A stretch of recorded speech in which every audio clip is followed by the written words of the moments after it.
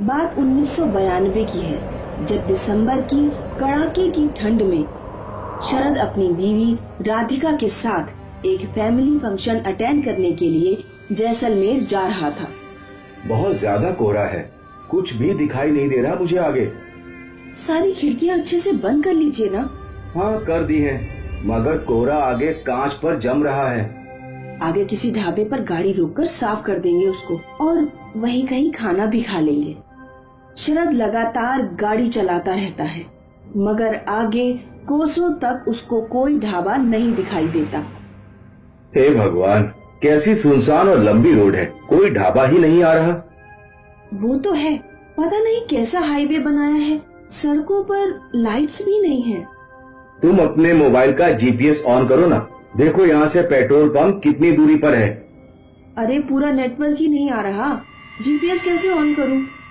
और थोड़ी दूर और गाड़ी चलाने के बाद उनको मोड़ पर एक छोटा सा ढाबा दिखाई देता है। फाइनली ढाबा दिखा तो। थैंक गॉड, इतने बड़े हाईवे पर बस ये छोटा सा ढाबा। कोई बात नहीं, अब मिल गया ना, चलो कुछ खा पी लेते हैं। शरद और राधिका दोनों गाड़ी से उतर जाते हैं और ढाबे की तरफ आगे बढ़ते हैं। सुनो, इस ढाबे में तो कोई भी नहीं बैठा, कुछ अजीब नहीं लग रहा? तुम भी ना राधिका, इतनी तेज ठंड में कोई क्यों ट्रेवल करेगा हमारे जैसा? मगर अरे ज्यादा मत सोचो। साहब क्या लोगे? एक दाल तड़का और 4 चपाती, और हाँ जल्दी लेकर आना। ठीक है साहब, 15 मिनट में लाता हूँ। राधिका आसपास घूर घूर कर देख रही होती है।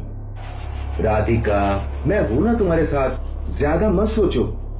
मैं तो बस ये सोच रही थी कि ये नेशनल हाईवे होकर भी इतनी सुनसान क्यों है? ना प्रॉपर लाइट्स हैं, ना कोई फैसिलिटी। होता है ऐसा कई जगह, आगे शायद अच्छी रोड मिले, ज्यादा मत सोचो। तभी वेटर उनका खाना ले आता है। साहब आपका खाना। हाँ लगा दो। सुनो, यहाँ से अगला पेट्रोल पंप कितना दूर है? पेट्रोल पंप तो अगले 10 किलोमीटर पर ही है साहब, मगर आप इस रास्ते पर कहीं रुकना मत। रुकना मत मतलब?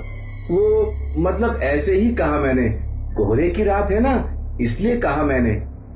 शरद और राधिका दोनों वेटर की बात से थोड़ा चौंक जाते हैं और एक दूसरे का मुंह ताकने लगते हैं। अब खाना खा लो और जल्दी चलो यहाँ से। ठीक है राधिका। साहब और भी कुछ लेंगे क्या खाने के बाद? चाय या छाछ? ठीक है, चाय ला देना, रात को जाकर गाड़ी चलानी है। खाना खाकर शरद सामने वाली खिड़की के कांच पोंछने लगता है और पेमेंट करने के बाद दोनों वहाँ से निकल जाते हैं। मगर राधिका के दिमाग में अब तक वेटर वाली बात घूमती रहती है। शरद, इसने ऐसा क्यों कहा कि रास्ते में कहीं रुकना मत? राधिका, अब तुम बहुत ज्यादा सोच रही हो, गाने लगा लो या फिर चुपचाप सो जाओ। दोनों थोड़ा आगे पहुँचते हैं कि उनको एक आदमी और औरत की परछाई भीख मांगती हुई दिखाई देती है। ये इतनी रात को हाईवे पर कौन लोग खड़े हैं? पता नहीं, मगर बहुत ही जरूरत में लग रहे हैं। गाड़ी मत रोकना शरद, मुझे डर लग रहा है। कैसी बातें कर रही हो राधिका तुम? वो लोग जरूरत में लग रहे हैं। राधिका शरद को गाड़ी रोकने से मना करती रहती है, मगर शरद उसकी बात नहीं मानता और गाड़ी उन दोनों के सामने रोक देता है। खिड़की के कांच को नीचे करके उनसे बात करता है। कौन है आप लोग और इतनी रात को यहाँ क्या कर रहे हो? जी मेरा नाम विक्रम सिंह है और ये मेरी बीवी कनिका है। क्या आप हमें पास के गांव में छोड़ देंगे? शरद उन दोनों को गौर से देखता है। उसकी बीवी घूंघट में होती है। रहने दो शरद, मना कर दो। राधिका, कैसी बात कर रही हो? और इतनी रात को इमरजेंसी में ही खड़े होंगे ना? आप मेरी बात क्यों नहीं सुन रहे हो? मगर शरद राधिका की बात नहीं मानता। ठीक है, आप दोनों गाड़ी में बैठ जाइए, मैं आपको अगले गांव तक छोड़ दूंगा। दोनों गाड़ी के पीछे की सीट पर बैठ जाते हैं। राधिका बहुत ही घबराई हुई होती है और शरद उनसे बातचीत चालू कर देता है। वैसे आप लोग इतनी रात को यहाँ क्या कर रहे थे? आप सुबह भी जा सकते थे ना? नहीं, वो हमारी गाड़ी का एक्सीडेंट हो गया था, इसलिए हम यहीं खड़े रहे। अरे एक्सीडेंट? वो कब हुआ और कैसे हुआ? वो आगे एक मोड़ आएगा, उस मोड़ पर सामने से आते हुए एक ट्रक ने हमारी गाड़ी को टक्कर मार दी थी। अच्छा, तो फिर आप यहाँ कैसे आए? यहाँ तो कोई गाड़ी भी नहीं दिखाई दे रही। कितनी देर हुई एक्सीडेंट हुए? हाँ, वो गाड़ी को तो पुलिस ले गई ना। पुलिस ले गई? इतनी जल्दी कैसे? कितनी देर पहले हुआ था एक्सीडेंट? वो 10 साल पहले। 10 साल पहले सुनते ही अचानक शरद की गाड़ी का बैलेंस बिगड़ जाता है और वो चौंक जाता है। वो पीछे मुड़कर देखता है तो उसे 2 भूतिया चेहरे दिखाई देते हैं। राधिका भी चिल्लाने लगती है, मैंने कहा था ना, मत लिफ्ट दो। राधिका, घबराओ मत। तो क्या करूँगा? शरद गाड़ी के मिरर में देखता है तो उन दोनों का रूप पूरा बदल चुका होता है और दोनों जोर जोर से हंसने लगते हैं। क्या चाहते हो हमसे? हमने तुम्हारा क्या बिगाड़ा? तभी आगे के मोड़ पर जब शरद गाड़ी के बाहर देखता है तो उसे खून से लथपथ विक्रम और कनिका दिखाई देते हैं। वो चिल्ला चिल्ला कर मदद मांग रहे होते हैं। कनिका पेट से होती है और अचानक वो खिड़की के पास आकर जोर जोर से हाथ मारने लगते हैं। छोड़ दो, पीछे हटो। कैसे पीछे हट जाऊं? उस दिन हमारी नई नई शादी हुई थी, मगर इतने बड़े हाईवे पर किसी ने हमारी मदद नहीं की। तो हमसे किस बात का बदला ले रहे हो? हाँ, हमने तो आपकी मदद की ना। तभी पीछे से कनिका राधिका की गर्दन पकड़ लेती है। चुप कर, तुम्हारे ही जैसा कोई बंदा हमारा एक्सीडेंट करके चला गया था और हमारी किसी ने मदद नहीं की थी। मेरी गर्दन छोड़ दो। शरद, बचाओ मुझे। शरद बहुत तेज गाड़ी चलाने लगता है और आगे मोड़ आता है। शरद और राधिका खुद को बचाने की बहुत कोशिश करते हैं, मगर कनिका और विक्रम उनकी गर्दन पर वार करके उनको मारने लगते हैं।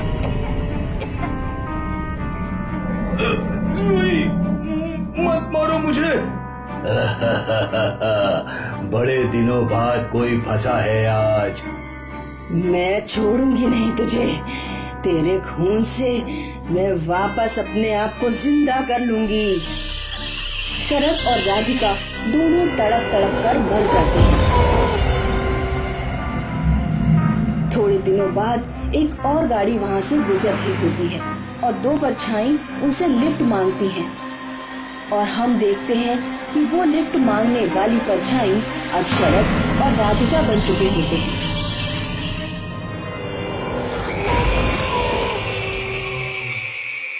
ये कहानी है बिरजू की, जो एक मछुआरा था। बिरजू रोज अपनी नाव लेकर गहरे समंदर में जाया करता था।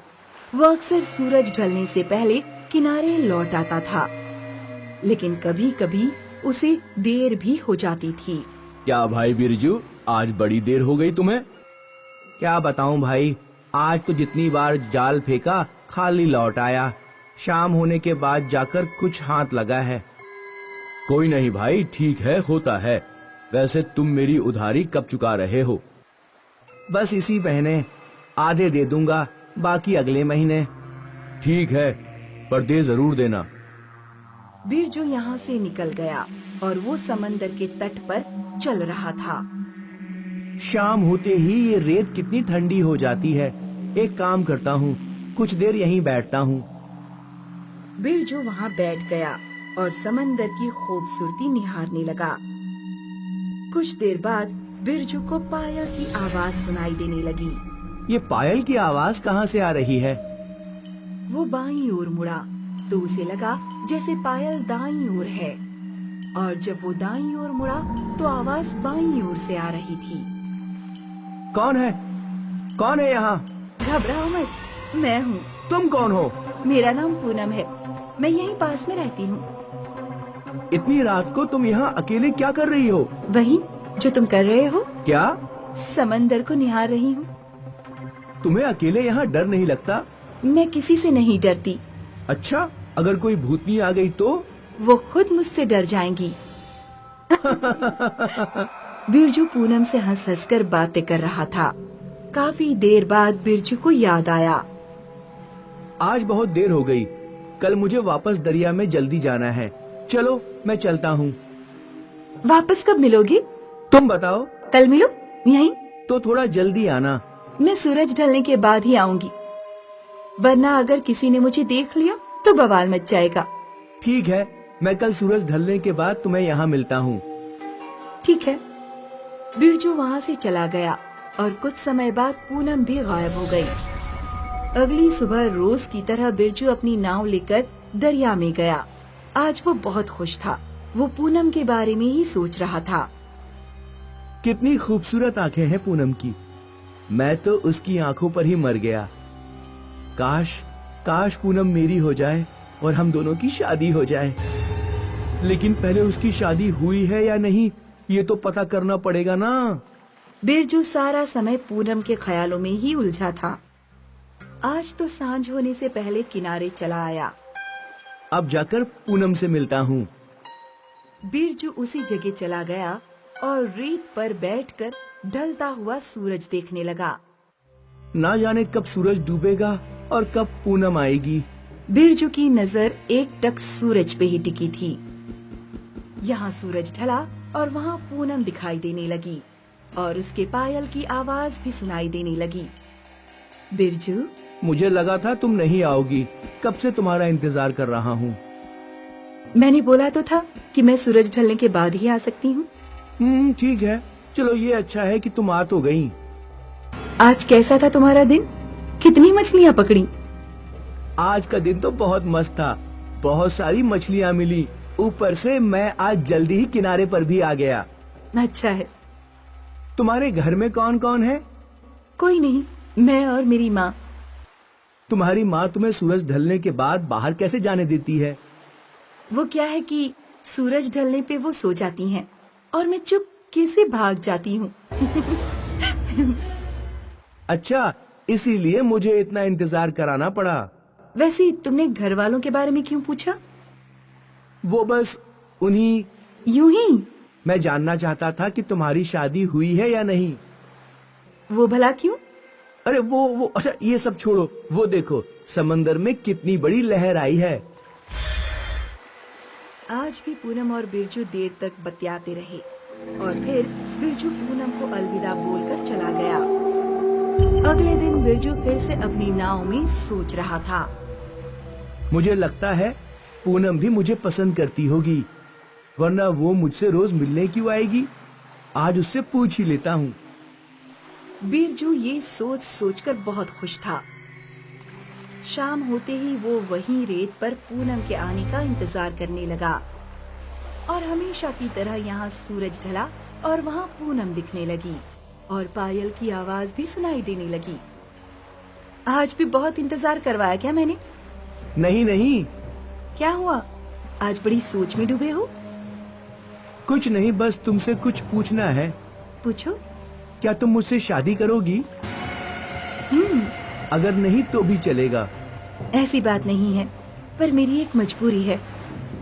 अगर वो ना होती तो मैं खुशी खुशी तुमसे शादी कर लेती। क्या मजबूरी है? मेरा जन्म देवी के नक्षत्र में हुआ है, इसीलिए एक साधु ने बचपन में ही मेरे साथ एक पूजा की है और एक कलश में कुछ दिव्य चीजों को भरकर देवी माता के मंदिर में रख दिया है। जब तक वो कलश वहाँ रहेगा, मैं किसी से शादी नहीं कर सकती। पर ये तो नाइंसाफी है। हाँ, अगर उस कलश के अंदर की चीजों को पानी में बहा दिया जाए तो मैं अपनी मनमर्जी कर पाऊंगी। वो कलश कौन से मंदिर में है? ऊपर पहाड़ी वाले, लेकिन उस कलश को निकालना इतना आसान नहीं है। तुम फिक्र मत करो, मैं वो कलश ले आऊंगा। तुम्हें यकीन है? हाँ, तुम्हें पाने के लिए मैं इतना तो कर ही सकता हूँ। कुछ देर बाद उन लोगों ने और बातें की और फिर बिरजू अपने घर चला गया और पूनम गायब हो गई। अगले दिन बिरजू पहाड़ी वाले मंदिर चला गया। वो वहाँ वो कलश ढूंढने लगा, लेकिन उसे कहीं भी कलश नहीं मिला। वो शाम होने तक वहीं बैठा रहा। जैसे ही सूरज ढला, पूनम के पायल की आवाज सुनाई दी और जब बिरजू पीछे घूमा तो वो वहीं खड़ी थी। मुझे वो कलश कहीं नहीं मिला। वो कलश देवी की मूर्ति के पीछे है। चलो मेरे साथ, हम वो कलश ले लेते हैं। नहीं, मैं अंदर नहीं जा सकती। तुम वो कलश ले लो, फिर हम समंदर के पास जाते हैं। ठीक है। बिरजू मंदिर के अंदर गया और जब वो देवी की मूर्ति के पीछे गया, ये रहा वो कलश। जैसे ही बिरजू ने वो कलश उठाया तो जोर जोर से हवा बहने लगी। मंदिर की सभी घंटियां बजने लगी। लगता है तूफान आने वाला है, जल्दी यहाँ से निकलना पड़ेगा। वो कलश लेकर मंदिर के बाहर आया जहाँ पूनम उसका इंतजार कर रही थी। कलश देखकर पूनम बहुत खुश थी। अब चलो जल्दी यहाँ से। पूनम और बिरजू वहाँ से निकले और समंदर की ओर चल पड़े। पूनम बहुत तेज चली जा रही थी। अरे थोड़ा आराम से, मैं इतनी तेज नहीं चल सकता। जल्दी करो, अगर उस तांत्रिक को पता चल गया तो तुम मुझसे कभी शादी नहीं कर पाओगे। ये सुनकर बिरजू पूनम के साथ दौड़ने लगा। दोनों समंदर के पास पहुँचे। बिरजू हाँफ रहा था। अब क्या करना है? सिर्फ ये लाल कपड़ा खोल दो और इसके अंदर की चीजें समंदर में मिला दो। ठीक है। जैसे ही बिरजू ने वो लाल कपड़ा हटाया तो बिजली खड़कने लगी। जल्दी करो, मौसम खराब होने वाला है। बिरजू ने उस कलश को पानी में उलटना शुरू कर दिया तो उसमें से राख गिरने लगी। ये तो राख है। हाँ, तुम कलश फेंक दो। और जैसे ही पूरा कलश पानी में डूबा, पूनम एक भयानक भूतनी में बदल गई। तुम कौन हो? तुम कौन हो? पूनम, पूनम। मैं ही तुम्हारी पूनम हूँ। नहीं नहीं, ये नहीं हो सकता। तुमने मुझे आजाद किया लेकिन अब तुम मेरे ही शिकार बनोगे। नहीं नहीं। भूतनी ने बिरजू को पकड़ लिया और अपने नुकीले दांत उसकी गर्दन में घुसा दिए। बिरजू ने अनजाने में पायल वाली भूतनी की मदद की, पर भूतनी ने उसे नहीं बख्शा। बिरजू को मारकर वो जोर जोर से हंसने लगी और फिर अपनी पायल की आवाज करते हुए गांव की ओर चली गई।